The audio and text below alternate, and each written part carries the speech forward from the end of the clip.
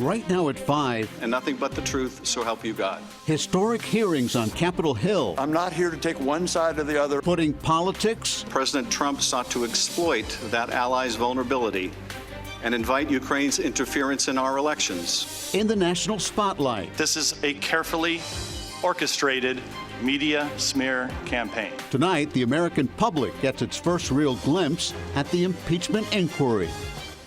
The first testimony in the impeachment inquiry to President Trump lasted for more than 5 hours. 2 career diplomats grilled by lawmakers, and the question at hand, did President Trump abuse his power by withholding military aid to Ukraine in exchange for an investigation into a political rival and his son? CBS 4's Nikole Killion is live on Capitol Hill with what happens next. Nikole. Well, Elliot and Rita Bay, this was the first round of what will be several weeks of hearings here. But as you mentioned, we did hear from 2 career diplomats who testified about a pattern of shadow diplomacy and concerns about a possible quid pro quo.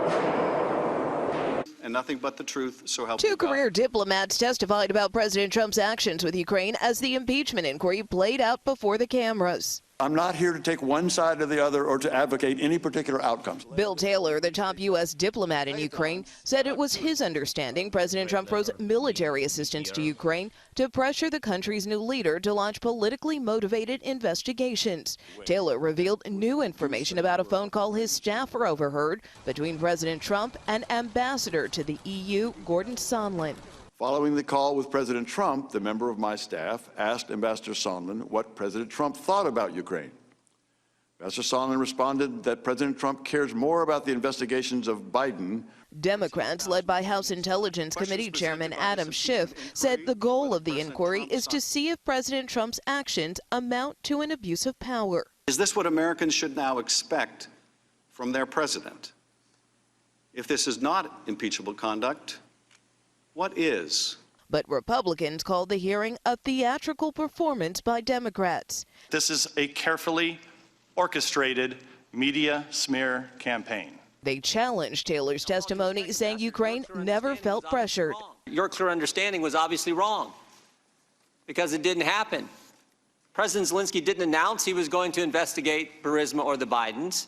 During the hearing, President Trump mounted a vigorous defense from the White House and dismissed the proceedings. This is a sham and shouldn't be allowed. The other witness, diplomat George Kent, testified about the involvement of Rudy Giuliani, President Trump's personal attorney. It became clear to me that Giuliani's efforts to gin up politically motivated investigations were now infecting U.S. engagement with Ukraine. Mr. Kent accused Giuliani of spreading lies about former U.S. Ambassador to Ukraine, Marie Yovanovitch, to get her removed from her post. She is scheduled to testify Friday.